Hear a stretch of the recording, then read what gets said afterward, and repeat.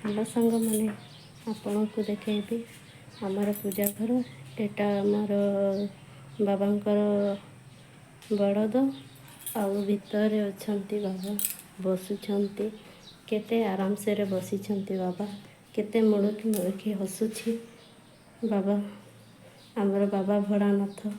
ଏଟା ଆମର ଘର ଭିତରୁ ବାବା ବାହାରିଲେ। ତାପରେ ଆମେ ଛୋଟ ଗୋଟିଏ ଠାକୁର ଘର କଲୁ ତାଙ୍କ ପାଇଁ। ବର୍ଷ ଧରି ଆମେ ପୂଜା କରୁଛୁ। ସବୁ ବର୍ଷ ଆମର ପୂଜା ଚାଲୁଛି। ଆଉ ଆମେ କୀର୍ତ୍ତନ ବି କରିଥିଲୁ 3 ବର୍ଷ। ଏବେ ଆଉ କୀର୍ତ୍ତନ କରୁନୁ। ଆମର ବାବୁ ପୂଜା କରୁଛି। ନମ କରେ ବାବୁ, ନମ ନମ ନମ ନମ ନମ ବାବା, ନମ ନମ। ମୁଁ ସବୁ ଜଣଙ୍କୁ ମୁଁ ଏତିକିରେ ଧନ୍ୟବାଦ ଦେଉଛି। ମୋ ବାବାଙ୍କୁ ଦର୍ଶନ କରନ୍ତୁ।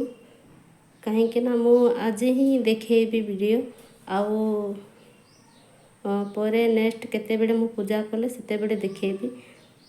ମୁଁ 3 ଦିନ ପୂଜା କରିଲିନି। ଆଉ ଅସୁବିଧା ଥିଲା, ସେଥିପାଇଁ ପୂଜା କଲି ନାହିଁ। ଆଜି ମୁଁ ପୂଜା କରୁଛି ବାବାଙ୍କୁ। ଏତେ ଭଲ ଲାଗୁଛି ମନରେ।